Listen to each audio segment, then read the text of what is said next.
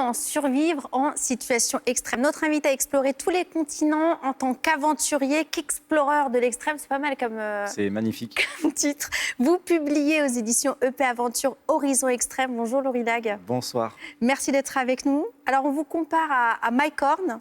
Il vous le rend bien puisqu'en fait il a préfacé votre magnifique ouvrage. Exact. Vous me disiez validé par le patron. Validé par le patron, oui. Après, il n'existe que Mike Horn, mais c'est très honoré qu'il ait fait la préface de mon livre. Alors il dit de vous, c'est un véritable couteau suisse de l'exploration, sans cesse à la recherche de nouveaux défis. Alors couteau suisse, c'est le terme parce que vous partez avec pas grand-chose dans des endroits absolument infernaux. C'est ça la définition de votre métier? La définition, oui, c'est vrai, c'est qu'il faut se débrouiller dans des milieux très reculés.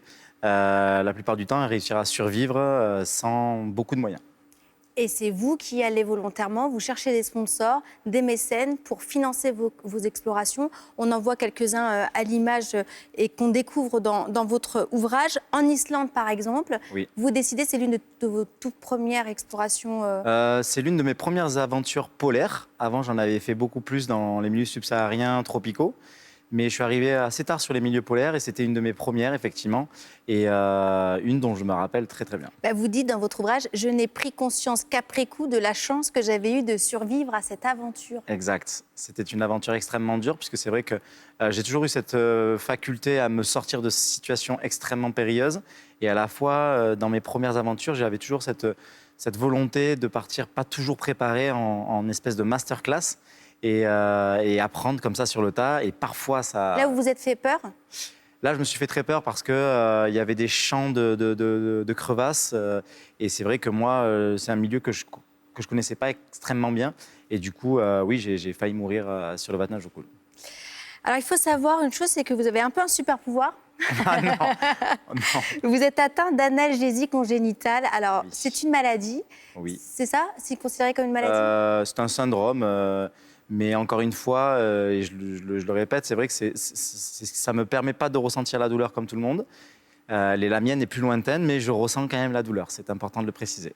Alors, vous confiez dans cet ouvrage, parce que c'est à la fois, à mon sens, une sorte de carnet de voyage, de journal intime, de tuto pour explorateurs en herbe. On verra un peu les conseils que vous donnez. Et vous expliquez que cette analgésie congénitale, elle vous a sans doute permis de tenir dans une enfance partagée entre des parents pas faciles à vivre. Exactement, c'est vrai que ça m'a aidé en fait à aller plus loin dans des moments où je pense que quelqu'un de lambda abandonne ou s'arrête.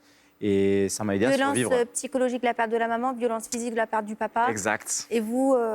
Et il a fallu sortir de ça, il a fallu sortir de deux violences différentes, à la fois psychologiques et physiques, même si je pense qu'au final, la psychologie m'a plus marqué.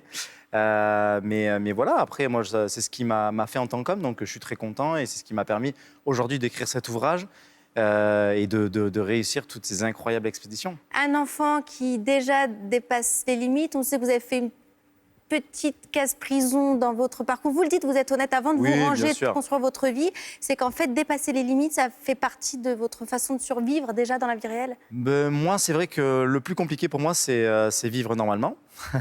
Et effectivement, avant de me trouver dans ma voie professionnelle et d'en faire mon métier, j'ai exploré beaucoup de choses, bonnes, moins bonnes, légales et illégales. Et effectivement, ça m'a conduit là où je suis. Alors, où vous êtes, opération Baraka. Baraka, ça veut dire la chance en arabe. En juin 2020, vous traversez le Sahara en solo, 245 km pieds nus, 50 degrés le jour, moins 5 degrés le soir. Vous voyez un psy, non?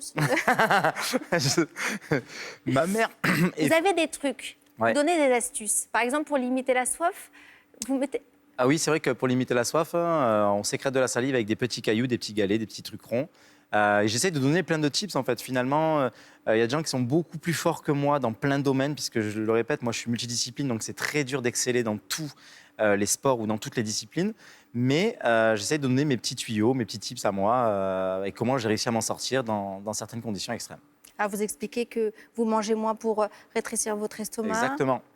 La réduction de l'estomac quand je pars dans des situations où je vais vraiment être en survie, ou même, à contrario, dans les expéditions polaires, la prise de poids du plus 10-15 kilos pour pouvoir perdre cette masse graisseuse pendant mes aventures. Donc c'est très large de faire le yo-yo. Dans votre vie, vous avez croisé des migales, des caïmans, des températures extrêmes évidemment, mais vous dites de vos explorations, le plus gros danger, c'est l'humain. Exactement. Moi, je reste persuadé que le plus gros danger, c'est l'humain. Moi, je me suis fait tirer dessus. C'est pas dans mon livre, mais c'est vrai qu'avant que je fasse des expéditions, j'ai eu des problèmes au Mexique. Pareil, je me suis fait enfermer volontairement par les autorités. Il s'est passé plein de choses. En fait, je me rends compte à travers tous mes voyages, toutes mes expériences, que finalement, le plus compliqué, c'est l'humain face à l'humain. Mais là, vous le dites, hein, en Amazonie, vous faites Oui. courser par des orpailleurs, ça tire Exactement, partout. oui. Ça m'est arrivé de me faire tirer dessus, effectivement, en Amazonie, et c'est ce qui rend, c'est ce qui fait que moi, après, je vais dans des endroits où, effectivement, il n'y a personne. Enfin, j'essaye du moins. Alors, il y a les expéditions, il y a tout ce qu'on raconte. Moi, vraiment, je vous invite à regarder tout ça parce qu'on pourrait en parler des heures. Oui. Il y a la traversée de l'Atlantique avec votre papa. C'est un un grand exploit moment, ouais. physique, mais c'est aussi presque un exploit affectif. C'est plus une histoire de famille très douteuse sur laquelle il fallait mettre un terme. Et on a beaucoup travaillé, lui et moi. Et je lui ai dit, le jour où tu traverses l'Atlantique, ce sera peut-être pour nous le moyen de passer à autre chose sur notre histoire personnelle. Moi, j'ai vécu une histoire très difficile avec lui. Et effectivement, j'ai traversé l'océan Atlantique avec mon père. Deux vieux briscards sur une coque qui peuvent pas s'échapper. Et on a dû régler nos comptes comme ça. Alors, vous savez, on a vécu l'été le plus chaud Oui. de toute l'histoire de l'Europe. Il y a des changements climatiques, un réchauffement de la planète. Est-ce C'est que vrai. dans tout ce que vous avez vécu, tout ce qu'on peut lire là, ou toutes les explorations que vous prévoyez encore, ça a un impact? Ça a un véritable impact, ça en avait déjà un quand j'ai commencé. Et d'ailleurs, il y a une partie de mes aventures où, quand je suis parti en Islande, j'ai voulu mener des actions différentes sur l'écologie, sur plein de choses. Donc, plus encore aujourd'hui, tout simplement parce que effectivement, on entre dans un ère où tout devient très très grave et on n'a plus le temps. Et effectivement, ça a un impact direct, notamment sur ma prochaine aventure qui va se passer en 2023 et où j'ai absolument besoin d'être attentif au changement climatique, puisque de fait, je ne sais pas à quoi m'attendre. Oui, c'est ça. Ça change les certitudes et vous ne savez pas dans quel état. Déjà qu'on a très peu de certitudes finalement quand on part à l'aventure, là, ça accroît le danger et le risque potentiel de mort, quoi.